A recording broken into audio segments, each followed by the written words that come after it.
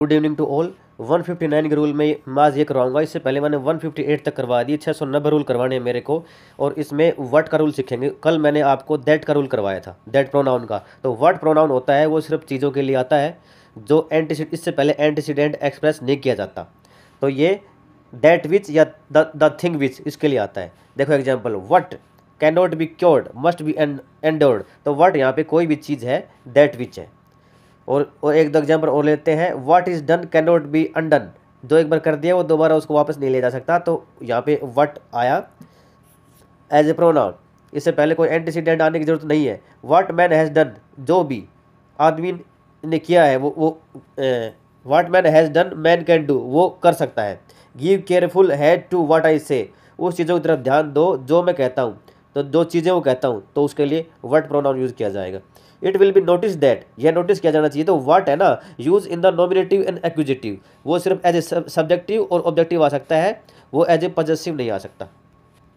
अब older English में जो वर्ड एज है ना, उसको हम as a relative pronoun use करते थे आफ्टर सच, सच के बाद, सच एज। तो tears such as angels weep burst forth, ये तो पोएटिक लाइन ले ली।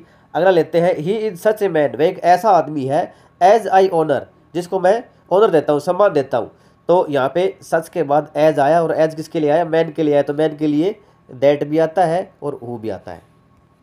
आगे एक आ गया, we have never had such a time, हमने कभी भी ऐसा टाइम नहीं गुजारा था एज द प्रेजेंट, जैसा कि आज है। तो यहाँ पे दैट की सेंस में एज आया, ठीक है। वट की सेंस में आया, वट की सेंस में वट द प्रेजेंट।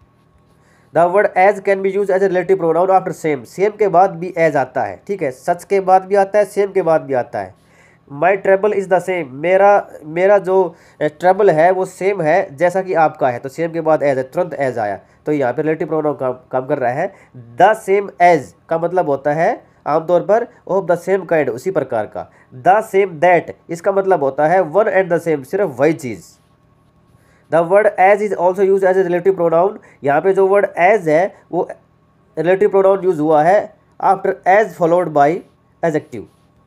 एग्जाम्पल लेते हैं, I collected as many specimens, मैंने इतने सारे स्पेसिमेंस कलेक्ट कर लिए हैं एज आई कुड फाइंड। तो अगला वाला एज है ना, ये रिलेटिव प्रोनाउन आया है, और ये एज है ना, ये एडवर्ब आई है। The first as here is an adverb. बाकी का रूल कल।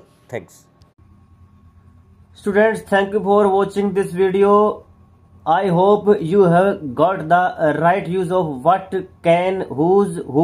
These are relative pronouns, and these are very important rules for the grammar sentences and clauses, and they will come in the written examination.